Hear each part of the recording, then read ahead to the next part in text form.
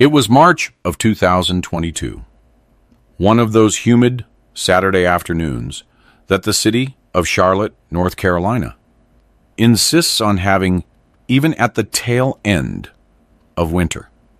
I had prepared my famous jambalaya, the same recipe I'd been making since my boys were small, with authentic Louisiana spices and fresh produce from the farmer's market. The table was set with the embroidered linen cloth I received at my wedding, and the crystal glasses I only use for special occasions, because this truly was special. All three of my sons had received major promotions at the same company. What father wouldn't be thrilled? Robert arrived first, always punctual when free food was involved. At 45, my eldest had developed that successful executive's paunch and the air of superiority that came with it. "Dad, you really outdid yourself today," he drawled, looking around my modest dining room. "It's like you actually have money to spare." The first stab. I smiled, as I always did. Michael and Andrew arrived just after, families in tow. My daughters-in-law offered those fake little air kisses. The teenage grandkids barely looked up from their cell phones. But that was fine. That's just family, I thought. The important thing was being together. During dinner, they talked about their new positions at Ascendant Group. Robert was now regional manager. Michael was taking the comptroller spot. Andrew would be joining the main legal team. All moving up in the world. I listened with pride, asking the right questions and showing genuine interest. It was when they finished eating that all hell broke loose. Robert stood up, grabbed his glass of wine, a nice Cabernet Sauvignon I'd bought especially for the occasion, and announced, "A toast to our father, who has finally accepted that he is nothing in life." The silence lasted less than a second before the explosion of laughter. Michael doubled over, cackling. "It's true," he wheezed, "after years of pretending he understood business." Andrew chimed in, wiping tears of laughter. "At least now he'll stop giving advice on things he knows nothing about." The daughters-in-law laughed too. The grandkids laughed. My own table, in my own house, became a courtroom where I was the convicted defendant. "Remember when he tried to give opinions on Robert's condo purchase?" said Tanya, my eldest daughter-in-law, as if she were a real estate expert. "Or when he wanted to comment on investments," Michael added. "Dad, with all due respect, you barely know what a savings account is." I remained seated, my fork suspended in the air, with a piece of meat I couldn't swallow. My stomach had turned into a cold, heavy stone. Robert continued his humiliating speech. "It's better this way, that you accept your limitations. People like you should settle for the minimum and stop dreaming big." That exact phrase was one I had heard 60 years ago, when a teacher said poor black boys like me shouldn't dream big. It was the same phrase that motivated me to build everything I had built. And now, 6 decades later, my own son was throwing it in my face. "We just want you to be realistic, Dad," Andrew said, feigning kindness. "Accept your situation and stop getting involved where you're not needed." It was then I felt something shift inside me, a coldness that started at the base of my skull and ran down my spine like melting ice. For the first time in decades, my mask of the submissive father began to crack. Because they didn't know. They had no idea who was truly sitting at the head of that table, cutting jambalaya with hands that had signed multi-million-dollar contracts. They didn't know that the poor guy who always asked for help was Elias Samuel Sterling, the CEO of Sterling Enterprises, the very holding company that controlled Ascendant Group, where they had just been promoted. I swallowed the piece of meat in my mouth, took a sip of wine, and smiled. "You're right," I said, with the sweetest voice I could manufacture. A man my age should know his place. They applauded. They literally applauded. And it was in that moment that the real Eli woke up.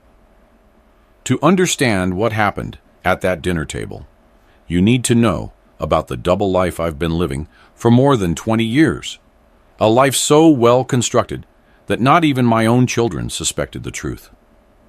To them, I was Elias Samuel Sterling, a 65-year-old widower, living in a small older home in the University City area of Charlotte. I drove a 10-year-old Honda Accord and lived off my late wife Aisha's pension, plus a small teacher's retirement. I was a man who bought clothes at discount stores, shopped at the wholesale market, and always asked for help when the electric bill was too high. This version of me wore house shoes inside, watched the 6 o'clock news religiously, and saved loose change in an empty coffee can. He complained about the price of gas, haggled at the market, and talked about these crazy prices every time we ate out, which was rare because money was tight. It was such a perfect performance that sometimes I forgot it was a lie myself. The real Eli was someone completely different, someone who wore custom Armani suits, drove an armored BMW, and commanded meetings in uptown offices. He was someone who had started with a piece of inherited land in the 80s and built a real estate empire now valued at more than $50 million. When my wife died in 2001, I had a choice. I could reveal our true wealth to the children. Aisha had always known. She was my silent partner. Or I could shield them from the corruption that easy money brings.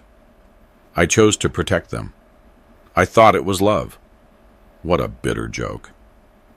During the week, I was the CEO of Sterling Enterprises. I analyzed projects, signed contracts, and made decisions that affected hundreds of jobs. On weekends, I returned home and pretended to struggle with the phone bill. "Oh, son, can you check this for me? I don't understand these modern things." They loved explaining the basics to me. They felt important, superior. Robert especially always had that condescending professorial air. "Dad, this is how credit cards work." "Dad, let me handle this. You don't need to worry." I let them believe for 20 years that they were the intelligent ones in the family, that they had inherited their wit from someone else, while I was just a well-meaning but limited family accessory. The two-bedroom house in the modest neighborhood was real. I really lived there among piles of cheap clothes and discount furniture. 3 blocks away, in a building I myself had constructed, and where I maintained a penthouse under a corporate name, I kept my real life. A walk-in closet with designer clothes, an art collection, a first edition library, a climate-controlled wine cellar. That's where I received Dr. Julian Hayes, my lawyer and only confidant, a man of integrity who for 15 years insisted I should tell my children the truth. "Eli, this farce is going to cause problems. They have a right to know who their father really is." I always refused. "Julian, don't you understand? I want them to build their own paths, to earn their own merit. If they know I'm rich, they'll settle.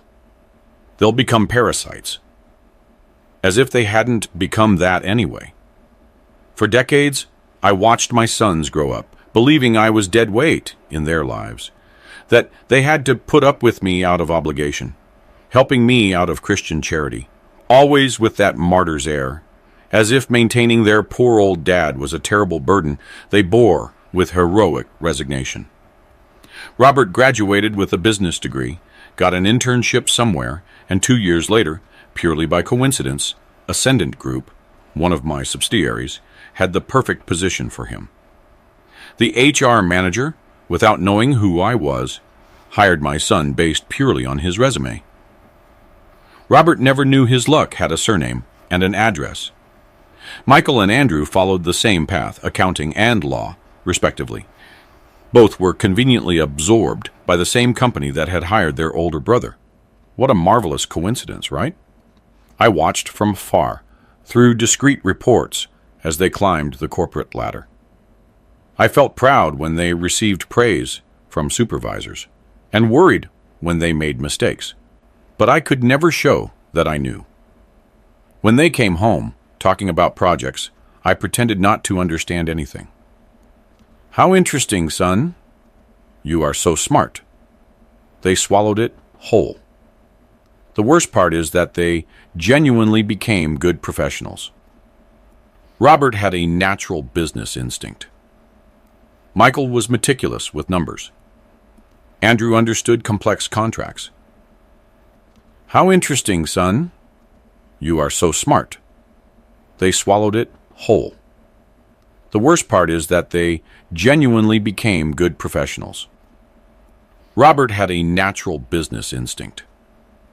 Michael was meticulous with numbers. Andrew understood complex contracts. They didn't need my invisible protection to thrive, but I kept protecting them anyway. Until that night in March, when I discovered that to them, I wasn't a father who deserved love and respect. I was just a pathetic old man they tolerated out of social obligation. People like you should settle for the minimum. The same phrase that had built me was now back to destroy me. Except this time, it wasn't spoken by a prejudiced teacher. It was my own blood. 3 days after the dinner, I kept pretending everything was normal. I called each of them to thank them for the nice family evening and congratulate them on their promotions. They were polite, but colder, as they always were. I realized it now.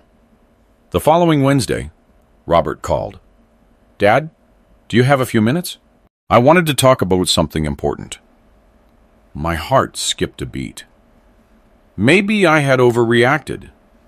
Maybe he wanted to apologize, to explain the joke was in poor taste.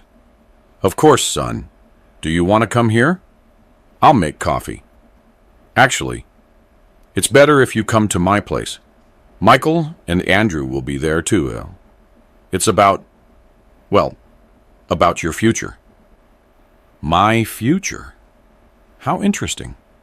I arrived at Robert's condo at 3 in the afternoon, driving my Accord and wearing a simple shirt from the discount store. Everyone was in the living room with serious expressions they tried to disguise as loving concern. "Sit here, Dad," Andrew said, patting the sofa next to him. "We want to talk about some possibilities for improving your quality of life." Robert pulled a folder from the coffee table. Inside were color-printed brochures, all for senior living facilities. My blood ran cold. "Dad, it's nothing definitive," Robert began in that familiar, condescending tone. "But we've been thinking that maybe you're too lonely in that house." "That's right," Michael agreed. "You're 65 now, and after Mom died—" "It's been almost 22 years, Michael," I interrupted. "Exactly. Too long alone. It's not healthy." Andrew leaned forward, adopting his best persuasive tone. "Look at these places, Dad. They have activities, people your age, 24-hour medical assistance." I picked up one of the brochures. St. Jude's Senior Living. On the back, a price chart. $600 a month. The cheapest of the bunch. "We already visited a few," Robert said. "This one here is very good. Simple, but clean. Within what we can afford. Within what they could afford. $600 divided by 3 was $200 each. The price of a good takeout pizza." "And my house?" I asked, glancing at the brochures. The three exchanged glances. Robert cleared his throat. "Well, the truth is, that house is too big for you, and the neighborhood is getting rough. A lot of crime." "We could sell it," Michael quickly added.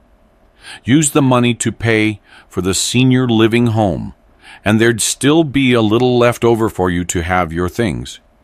"And to split the rest among yourselves?" I asked. Uncomfortable silence.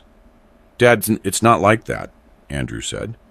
"It's just that, we have our own families now, kids to raise, mortgages to pay, Mom's inheritance would help a lot. Mom's inheritance. A house worth about $300,000 that Aisha had bought in the 90s, carefully chosen to appear modest. They didn't even suspect it had been paid off for decades, or that there were 17 more properties scattered across the city. And when would this move be? I asked. We thought maybe by the end of the month, Robert suggested. I already scheduled a visit to St. Jude's for Monday. Do you want to come with us? The end of the month. 2 weeks. Can I think about it? Of course, Dad. No rush at all, Robert lied. We just want what's best for you. I returned home in absolute silence. I didn't even turn on the car radio. I needed to process what I had just discovered.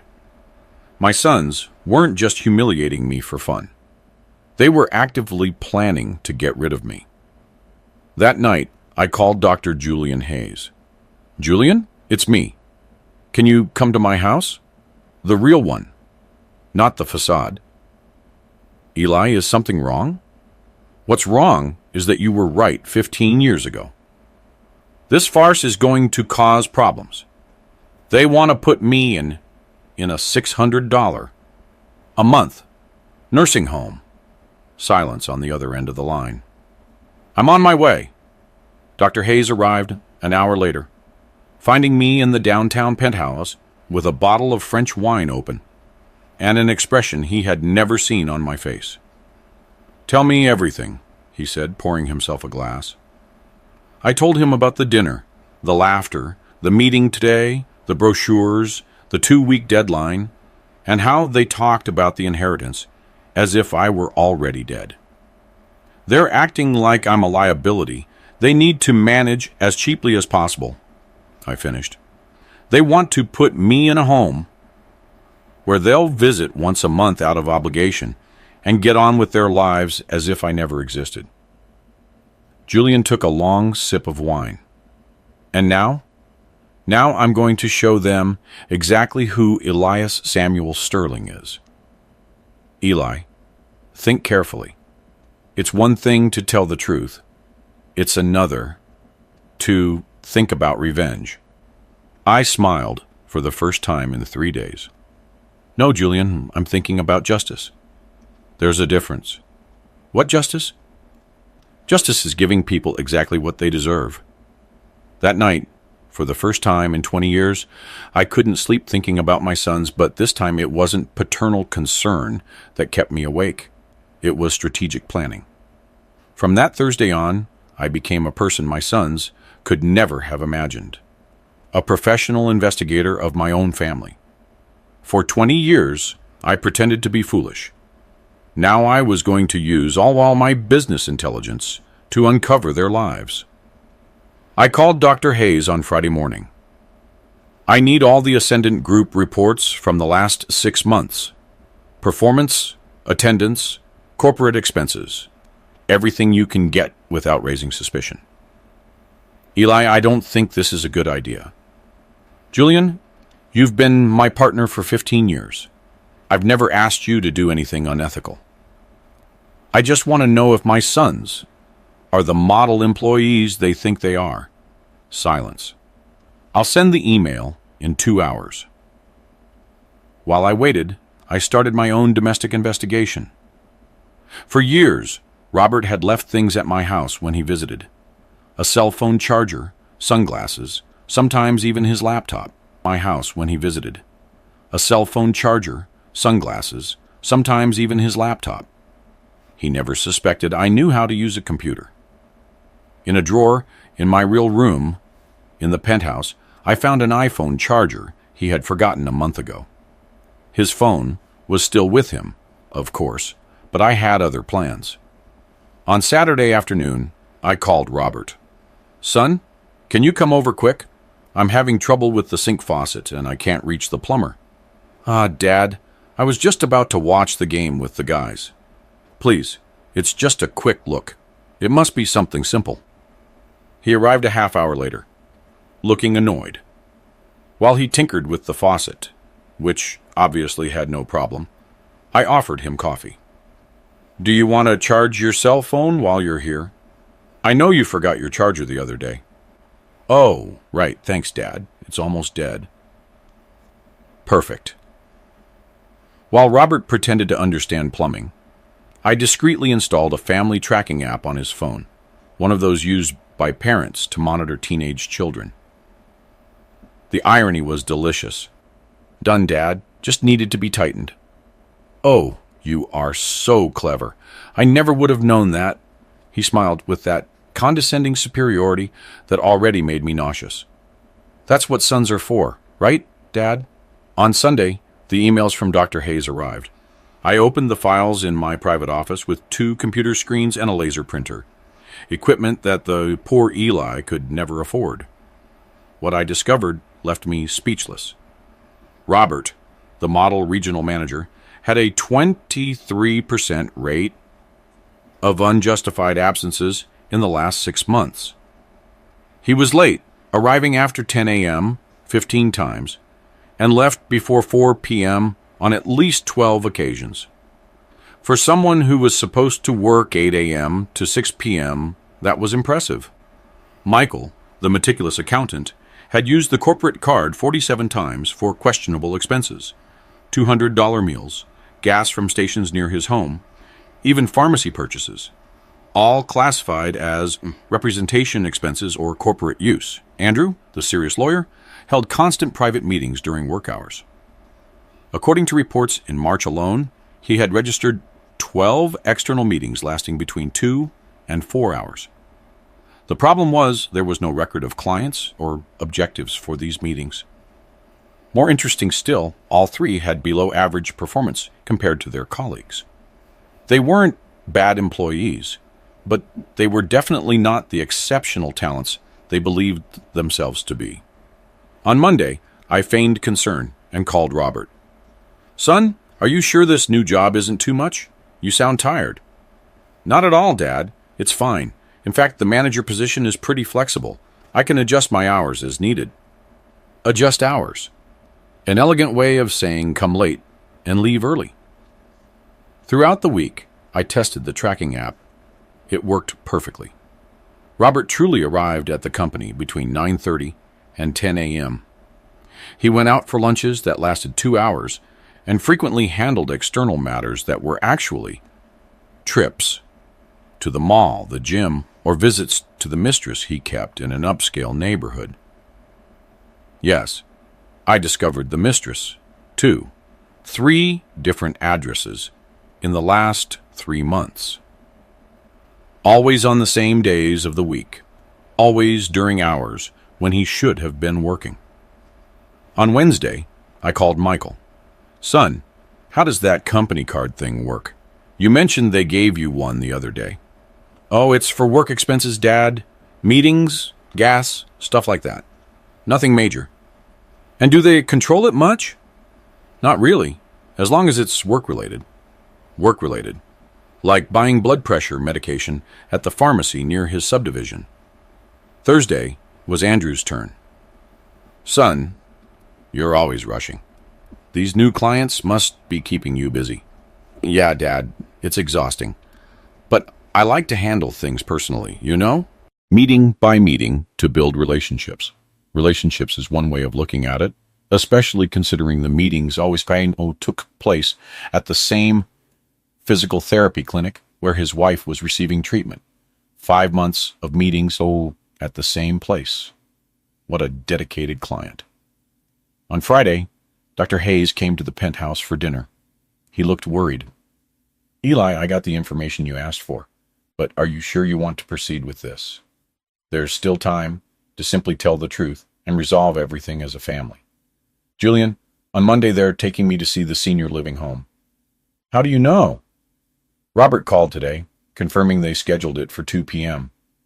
He said it's better to resolve this matter soon, so everyone can be at peace. Julian sighed. And what's your plan?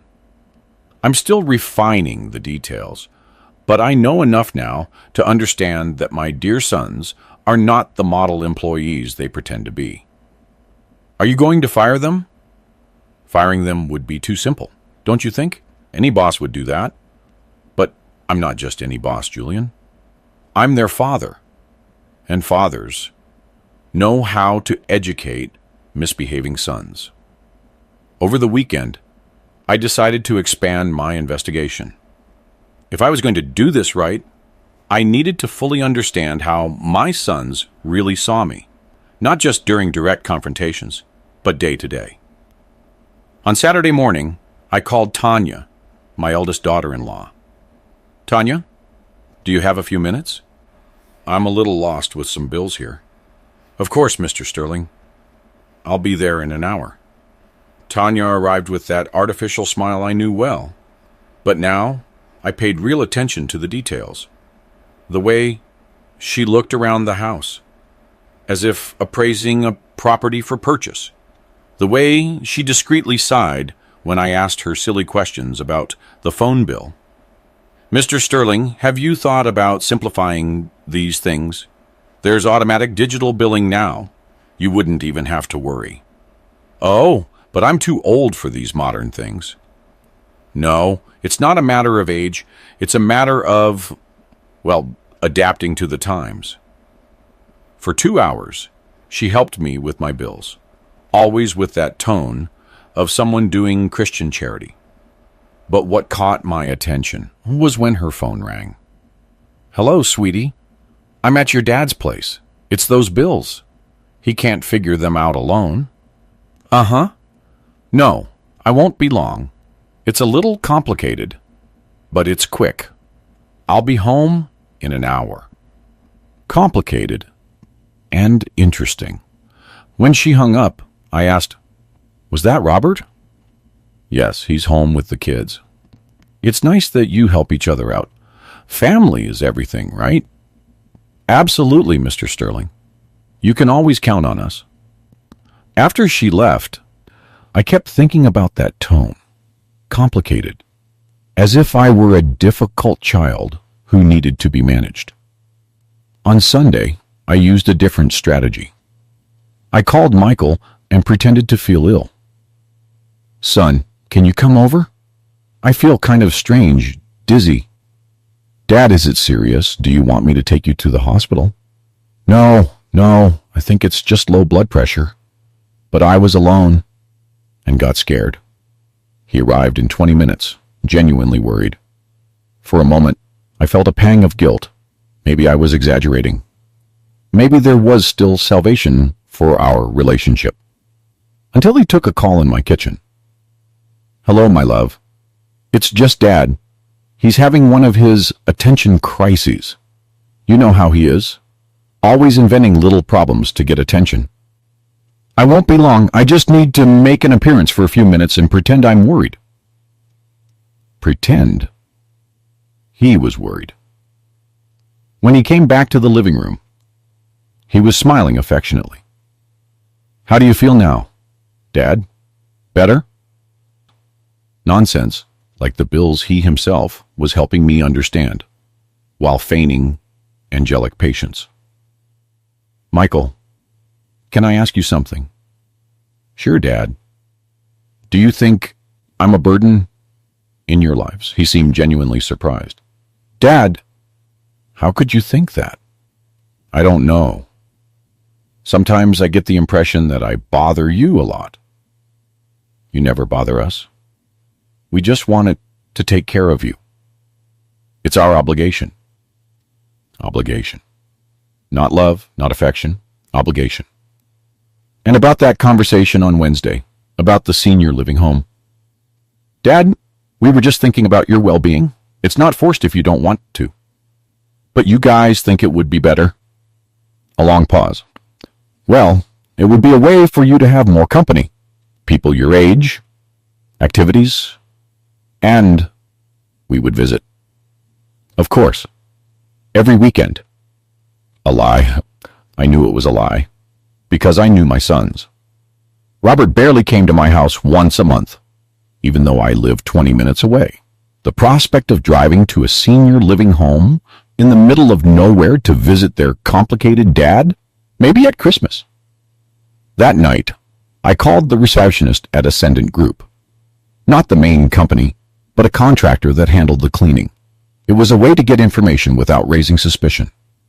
Good evening. This is Elias, Robert Sterling's father. He works there. He forgot some keys today, and I couldn't reach him. Do you know if he's still in the office? Oh, Mr. Sterling, what a coincidence. I'm just cleaning his office, and I saw your son Robert left early today, around 3 p.m. 3 p.m.? On a Friday afternoon. What a shame. Did he mention where he was going? No. But judging by the hurry he was in, it must have been something important. He even left his desk messy, which he never does. Something important, of course. The weekly rendezvous in the upscale neighborhood. And do you know my other sons, Michael and Andrew? I know them, yes. What polite sons you have. They always say hello, ask about the family. They do? Yes. The other day, Michael even gave me a $10 tip to buy a snack for my little girl. He said it was from the company card. It wouldn't make a difference. The company card to tip the cleaning lady. How generous with other people's money. And Andrew? How is he doing? Oh, he's a hard worker, always running around, meetings almost every day. You must be proud. I am. They've always been very dedicated. On Monday morning, I dressed as poor Eli and waited for Robert to pick me up for the visit to the senior living home.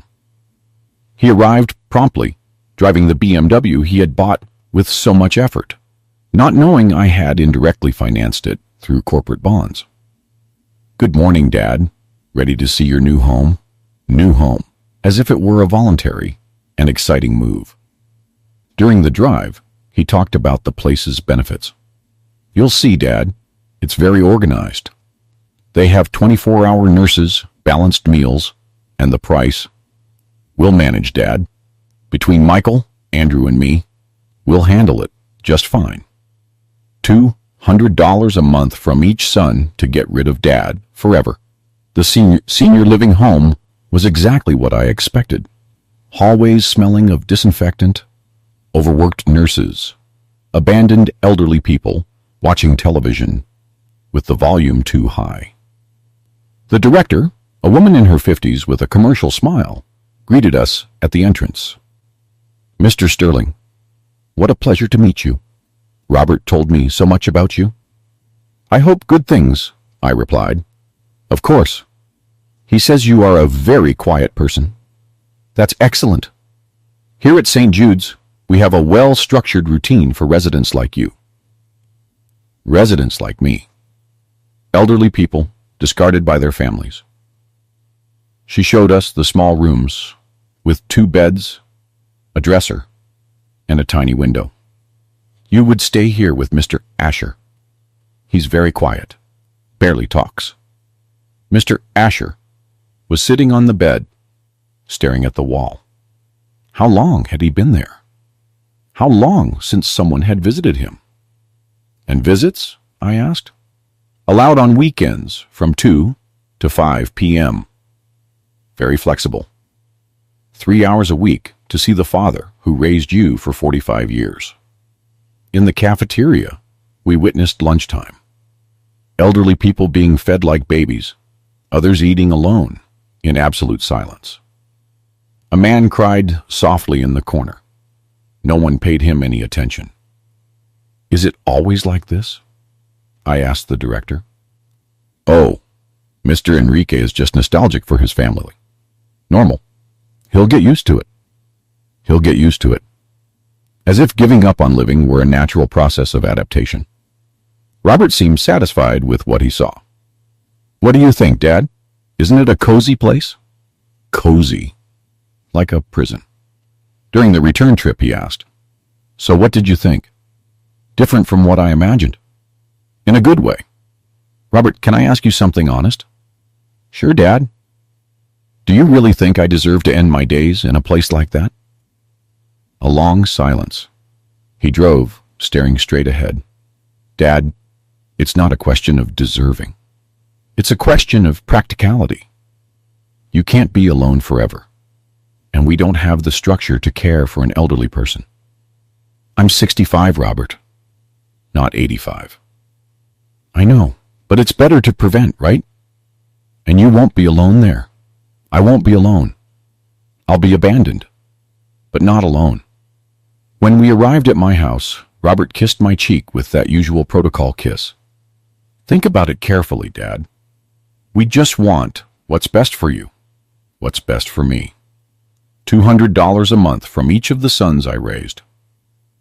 That night in the penthouse, I opened a bottle of wine and made some important calls. It was time to stop investigating and start acting.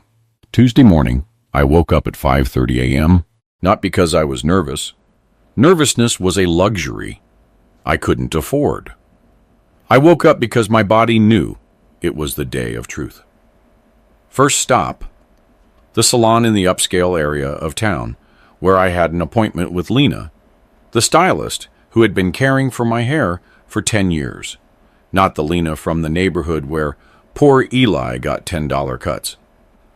The professional Lena who charged $300 for a complete transformation. Mr. Sterling, finally, it's been so long. I missed you. I've been resolving family matters, Lena. Today I need to look impeccable, the most important meeting of my life.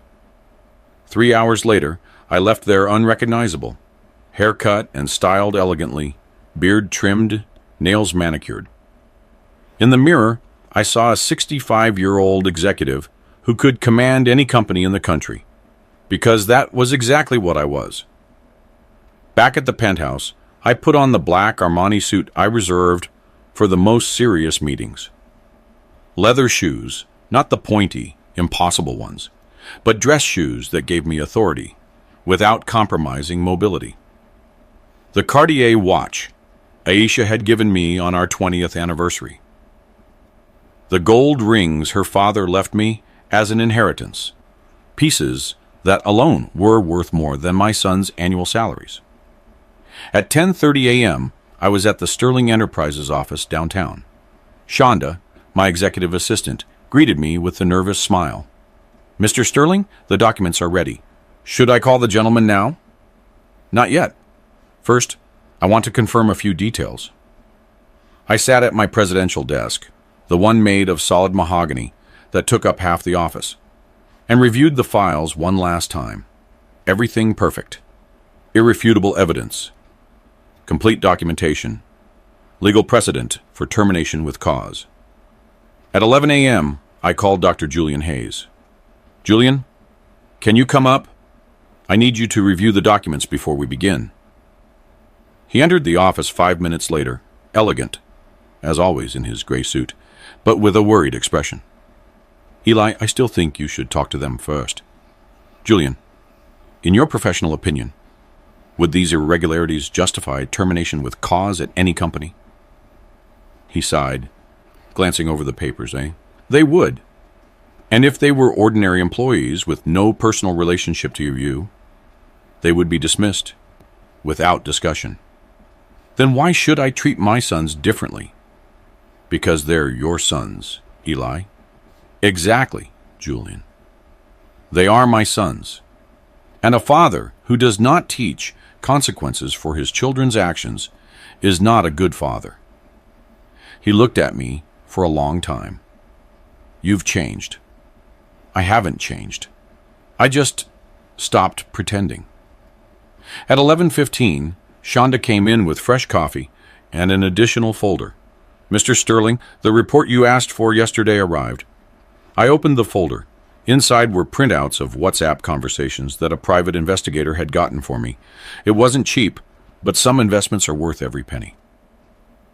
Sterling Enterprises, bros Robert. Guys, on Monday, we're resolving this dad issue once and for all. Michael, it's about time. I can't stand those calls asking for help with nonsense anymore. Andrew, and he agreed to visit the senior living home. Robert, yes, he found it interesting. Translation, he accepted. He has no choice. Michael, how long do you think it'll take him to get used to it? Robert, couple of months. Then he'll stop complaining. Andrew, and the house? Robert, It'll be sold as soon as he moves in. I already spoke to the broker. Michael. Split in 3 parts? Robert. Obviously. We're the ones who have supported him all these years. Andrew. True. At least now we can breathe. Robert. And not have to pretend we care about his little problems. Michael. Cruel but